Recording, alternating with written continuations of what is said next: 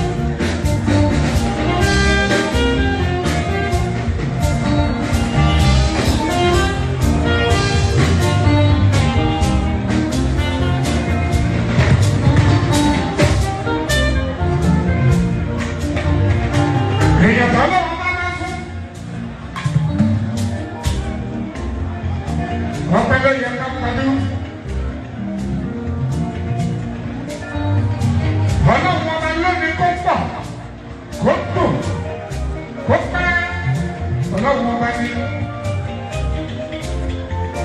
Ìrọ̀mọ́ bá òun lẹ́kọ̀ọ́.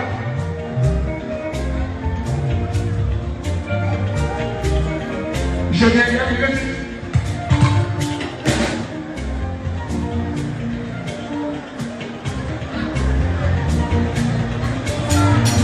Bẹ́ẹ̀ni ọba bá sórí ọba ooo, tó bá jà ní ọba.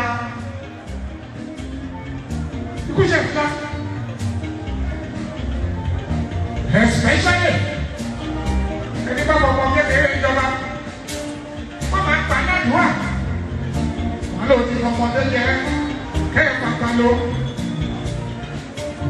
ìlú eléyìí bìtì kábíyèsí adé tọ̀nà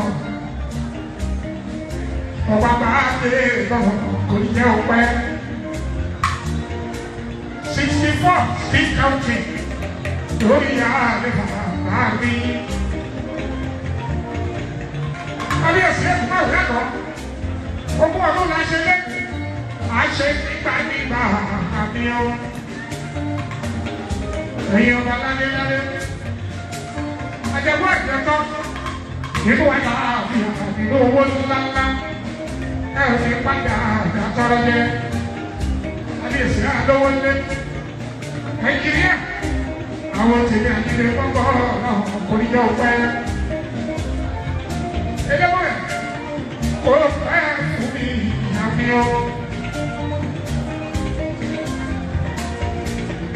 Kábíyèsí ẹni ìgbẹ́ náà bàbá ọba ló ọba àbàbà bí òkòkòdé kékeré jẹ wàá pàgbà ló lu àkọrẹ olówó ìdílé sùlẹ̀ mi.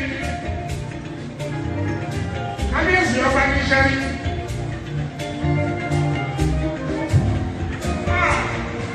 Ẹlẹ́kùn ìṣèkàtẹ̀ wọ́n ti ṣe fún mi. Wọ́n ṣe kiri yẹn fún mi. Ọba ní ìkàwé.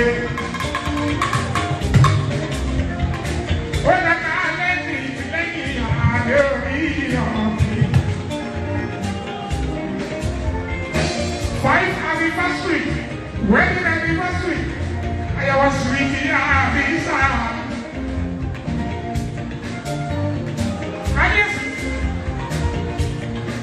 Ọ̀pọ̀ ayé lè ṣe kíná.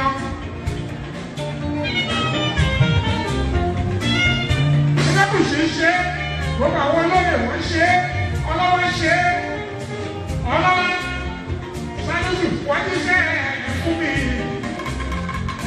Ọ̀kẹ́jì rẹ̀ ó yíká sàbí ìṣòro wa.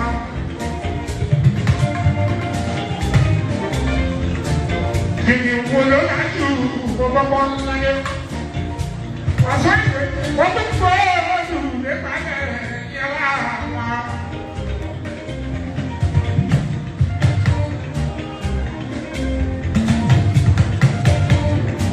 Àkùkọ tó ń pẹ̀lú ọ̀pọ̀lọpọ̀ orí kọjá.